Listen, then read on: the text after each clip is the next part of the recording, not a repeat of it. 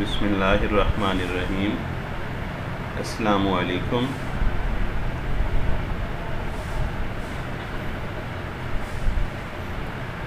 Rutherford atomic model atom کو structure کرنے میں یہ ماڈل بیسک رول پلے کرتا ہے۔ باقی جتنی بھی ریسرچ ہوئی وہ جسٹ اسی ماڈل کی تصحیح ہے۔ اس کے اندر جو خامیاں تھیں اس کو درست کرتے گئے تو نیو ماڈلز بنتے گئے۔ اس کو ہم ڈسکوری آف نیوکلیس کے عنوان سے بھی پہچانتے ہیں۔ 1911 میں ردرفورڈ جو کہ نیوزی لینڈ میں پیدا ہوئے تھے، انہوں نے کلاسک ایکسپیریمنٹ پرفارم کیا نیوکلیس کی ڈسکوری کا یا ایٹم کے اسٹرکچر کو ایکسپلین کرنے کا۔ انہوں نے دراصل گولڈ کی سرفیس کے اوپر الفا پارٹیکلز فال کرائے اور سونے کی اس باریک سی سٹرپ کی چوڑائی 0.00004 سینٹی میٹر تھی۔ گولڈ، پلیٹینم وغیرہ چونکہ یہ سافٹ میٹل ہیں اور یہ زیادہ میلیبل ہیں، ان کی باریک سے باریک سٹرپس بنائی جا سکتی ہیں اور بالآخر الفا پارٹیکل کو آبزرو کرنے کے لیے انہوں نے فوٹوگرافک فلم اور کبھی زنک سلفائڈ پلیٹ کا سہارا لیا تو وہاں الفا پارٹیکلز کی ڈیفلیکشن کو یا ان کے دھبوں کو دیکھا۔ آپ کے سامنے یہ ڈسپلے کیا گیا ہے، لیڈ کا باکس ہے لیفٹ سائڈ پہ اور اس کے اندر ریڈیو ایکٹیو سورس رکھا گیا ہے، ریڈیم یا پولونیم وغیرہ، جیسے الفا پارٹیکلز ایمٹ ہو رہے ہیں اور رائٹ سائڈ پہ ایک باریک سا پن ہول ہے جہاں سے گزر سکتے ہیں۔ لیڈ باکس اس لیے یوز کرتے ہیں کہ اس میں سے الفا پارٹیکلز باہر نہیں آ سکتے جس طرف ہم انسان کھڑے ہوں گے۔ ہاں، جہاں سے ہم اس کو راستہ دیں گے، ایک سوراخ دیں گے، وہاں سے یہ جائیں گے۔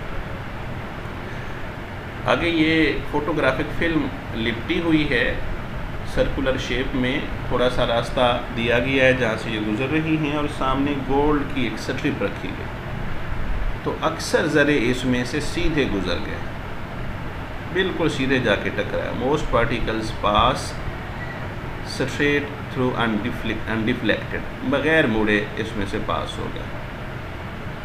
کچھ الفا پارٹیکلز یہاں سے سکیٹرڈ ہو گئے، اس میں سے گزر تو گئے لیکن تھوڑا سا اینگل بنا گئے، اور بہت ہی قلیل پارٹیکلز اس سے ٹکرا کے واپس آئے، ری باؤنس ہوئے۔ یہ ٹوٹل ایکسپیریمنٹس کے آبزرویشنز تھیں جہاں سے اس نے بہت سارے نتائج اخذ کیے اور نیو ماڈل تجویز کیا۔ Observations: most of the alpha particles pass through the foil undeflected, جیسا کہ ہم گزشتہ سلائیڈ میں ماڈل کے اندر دیکھ چکے ہیں، ایکسپیریمنٹ کے نتیجے میں جو کچھ ہمیں ملا۔ Some were deflected fairly at large angle, approximately 1 out of 8,000 particles. تقریباً 8,000 الفا پارٹیکلز اس کے اوپر فال کریں تو ان میں سے تقریباً ایک تو پارٹیکلز سیدھے نہیں گزرتے، باقی سارے سیدھے گزر جاتے ہیں۔ یہ کوئی نہ کوئی اینگل بنا کے مڑ جاتے ہیں، گزرتے ہیں مگر اینگل بنا لیتے ہیں۔ A few of them redirected، مطلب deflected back، ان میں سے چند ایک واپس بھی آ سکتے، واپس بھی آئے۔ اس سے نتیجہ انہوں نے کیا اخذ کیا؟ اس میں بڑی دلچسپ بات بھی انہوں نے کی تھی۔ انہوں نے کہا کہ اگر ایک بلیٹ کو ٹیشو پیپر کے اوپر مارا جائے تو اگر وہ واپس آ جائے تو اس کے ساتھ انہوں نے تشبیہ دی تھی کہ اس طریقے سے کچھ الفا پارٹیکلز گولڈ سٹرپ کی سرفیس سے ٹکرا کے واپس آ جاتے ہیں۔ انہوں نے ایک مفروضہ قائم کیا ٹیشو پیپر کا، لیکن حقیقت میں یہاں سے کچھ پارٹیکلز واپس ایکسپیریمنٹلی ری باؤنس ہوئے تھے، جو کہ فوٹوگرافک فلم کی بیک سائڈ پہ جن کے نشانات پائے گئے۔ کنکلوژن، نتیجہ: Rutherford proposed that rebounding particles یا rebouncing particles must have collided with a heavy, small, positively charged central heavy portion of the atom. کہ جو ذرے واپس آ گئے ہیں یقیناً وہ کسی چھوٹی سی پازیٹیو چارج رکھنے والی سینٹرل ہیوی باڈی کے ساتھ ٹکرائے ہوں گے. یعنی پورا کا پورا ایٹم جو ہے وہ زیادہ تر خالی ہوتا ہے جس وجہ سے اسے الفا پارٹیکل گزر گئے. تو اس کے سینٹر میں کوئی نہ کوئی بھاری ذرہ موجود ہے یا بھاری باڈی موجود ہے جس کے اوپر پازیٹیو چارج بھی ہے، اور الفا پارٹیکل کے اوپر بھی پازیٹیو چارج ہوتا ہے. یہ اس کے ساتھ ٹکرائے گا تو اس کو تو آگے موو نہیں کرا پائے گا لیکن خود واپس آ جائے گا. جیسے پتھر کے اوپر بال مارے واپس آ جاتی ہے، اور سامنے کچھ نہ ہو تو آگے گزر جاتی ہے. تو اس central heavy portion of atom which bears positive charge, اس کو انہوں نے نیوکلیس کا نام دیا. اس کو مزید اچھے طریقے سے یہاں واضح کیا گیا ہے. الفا پارٹیکلز بہت سارے لیڈ باکس کے اندر موجود ریڈیو ایکٹیو سورس سے جنریٹ ہو کے موو کر رہے ہیں، گولڈ سرفیس کے ساتھ ٹکرا رہے ہیں. آپ دیکھیں اکثر اس میں سے گزر گئے، چند ایک گزرنے کے بعد اینگل بنا لیا، اور ایک آپ دیکھ رہے ہیں کہ وہ واپس بھی آ رہا ہے. تو جو اکثر گزر گئے وہاں پہ آبزرویشن کیا ہے، most of the alpha particle travel through the foil undeflected. اسے انٹرپریٹ کیا atom is mostly empty space. Atom کی اکثر اسپیس جو ہوتی ہے وہ خالی ہوتی ہے. دوسرا، some alpha particles are deflected by small angles. کو چھوٹے یا بڑے اینگل بنا کے وہاں سے گزرتے ہیں. اسے پتہ چلا nucleus is positive charge as the alpha particle. جیسا کہ نیوکلیس جو ہے، جیسا کہ الفا پارٹیکل کے اوپر پازیٹیو چارج ہے، اسی طریقے سے ایٹم کا جو نیوکلیس ہے، جو سینٹرل پارٹ ہے، اس کے اوپر بھی پازیٹیو چارج ہے اور وہ ہیوی باڈی ہے. یعنی الفا پارٹیکل اس سے ٹکرائے گا تو اس کو تو آگے موو نہیں کرا پائے گا، لیکن الفا پارٹیکل جب اس کے کنارے سے ٹکرائے گا تو کنارے سے ٹکرانے کے بعد ڈیفینیٹلی اپنی ڈائریکشن بدل لے گا. جیسے آپ کسی بال کو کسی پتھر کے سائیڈ والے کنارے پہ ماریں تو وہ آگے تو جائے گی لیکن تھوڑی سی مڑ جائے گی. اس کو نیکسٹ سلائیڈز میں بھی ہم مزید واضح طریقے سے دیکھیں گے. اور تیسرا تھا جو واپس آ رہے ہیں، occasionally an alpha particle travels back from the fire. کبھی کبھار ایسا بھی ہوتا ہے الفا پارٹیکل واپس آ جاتا ہے. اس سے انہوں نے انٹرپریٹ کیا کہ nucleus carries most of the atoms mass. Nucleus کے اندر سب سے زیادہ میس وہیں پائی جاتی ہے، یہ ساری کی ساری میس نیوکلیس میں پائی جاتی ہے. اس لیے جب اس کے ساتھ ذرا بالکل سینٹر میں ٹکرائے گا تو اس کے پاس کوئی چارہ نہیں ماں سوائے واپس آنے کے. جیسے نیوٹن کا تھرڈ لا اپلائی ہوتا ہے اس طریقے سے.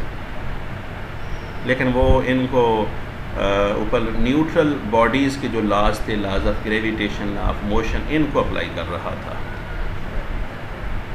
پاسولیٹس آف دی ماڈل. اس ماڈل کے نکات کیا ہے؟ Most of the portion of atom is empty. Atom کا اکثر حصہ خالی ہے، as most of the alpha particles passed through it. کیونکہ اکثر الفا پارٹیکل اس میں سے گزر جاتے ہیں. یہ اس کے خالی ہونے کی دلیل ہے. Some massive object is present in the centre of the atom called nucleus.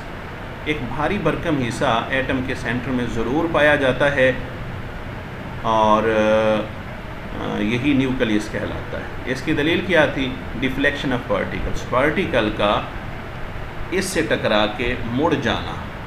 Side پہ ٹکرائے گا تو آگے جائے گا مگر مڑ جائے گا، اور سینٹر میں ٹکرائے گا نیوکلیس کے تو واپس آ جائے گا. All the alpha particles except electrons are present in the nucleus.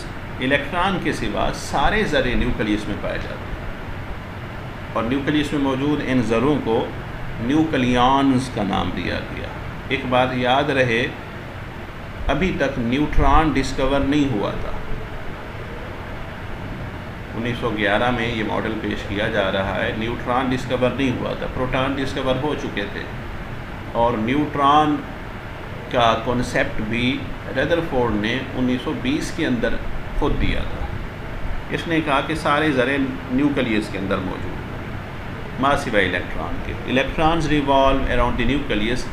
Electron nucleus کے گرد گھومتے ہیں جیسا سیارے سورج کے گرد. گویا ایک پلانیٹری ماڈل ہے، سولر سسٹم کے مشابہ ماڈل ہے ایٹم کا model. The number of electrons are equal to that of protons. Electrons کی تعداد الیکٹران کی تعداد کے بالکل برابر ہوتی ہے. یہ کہاں سے اس کو پتہ چلا؟ کیونکہ یہ حقیقت ہے کہ ایٹم نیوٹرل ہوتا ہے. ایٹم اگر نیوٹرل ہے تو اس میں الیکٹران اور پروٹون برابر ہونے چاہیے، کیونکہ ان کے اوپر چارج کی میگنیچیوڈ سیم ہوتی ہے مگر اپوزٹ.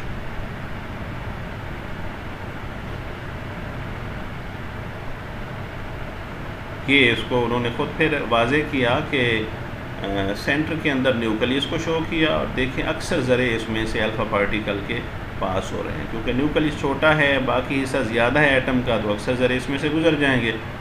اور کچھ ذرے جو اوپر اور نیچے کی طرف مڑ رہے ہیں وہ نیوکلیس کے کنارے سے ٹکرا رہے ہیں، اور ایک واپس آ رہا ہے وہ نیوکلیس کے بالکل سینٹر کے ساتھ ٹکرا رہا ہے. اس کو سنگل ایٹم کی شکل میں دیکھا جائے تو یوں ہے. سینٹر میں ریڈ کلر کا ایک نیوکلیس دکھایا گیا ہے، اور اس کے گرد باؤنڈری ڈرا کی گئی ہے جہاں تک ایٹم کا سائز ہے، اور اس میں بلو کلر کے چند الیکٹرانز شو کیے گئے ہیں. تو most of the portion other than nucleus is empty, اس لیے اکثر پارٹیکل یہاں سے گزرتے ہیں. کچھ مڑ گئے، کچھ ریباؤنس ہو گئے. ڈیفیکٹس، کچھ خامیاں بھی تھیں اس کی. This model was based upon planetary model. Rutherford نے اس کو سولر ماڈل کے ساتھ تشبیہ دی، مگر اس میں پرابلم یہ ہے کہ laws of motion can only be applicable on neutral bodies. Sun ہو یا اس کے باہر پلینٹس ہوں، یہ نیوٹرل باڈیز ہیں، مگر نیوکلیس پازیٹیو چارج باڈی ہے، اور اس کے گرد الیکٹران جو موو کر رہے ہیں نیگیٹو چارج باڈیز ہیں. لہٰذا ان کے اوپر گریویٹیشنل لا یا لاز آف موشن اپلیکیبل نہیں ہو سکتے. The moving charge particles, its electrons around the nucleus must radiate energy. Electron جو نیوکلیس کے گرد موو کرے گا تو یہ انرجی خارج کرے گا، انرجی ایمٹ کرے گا. جو چیز موو کرتی ہے اس کی انرجی تو اس کی صرف ہوتی ہے.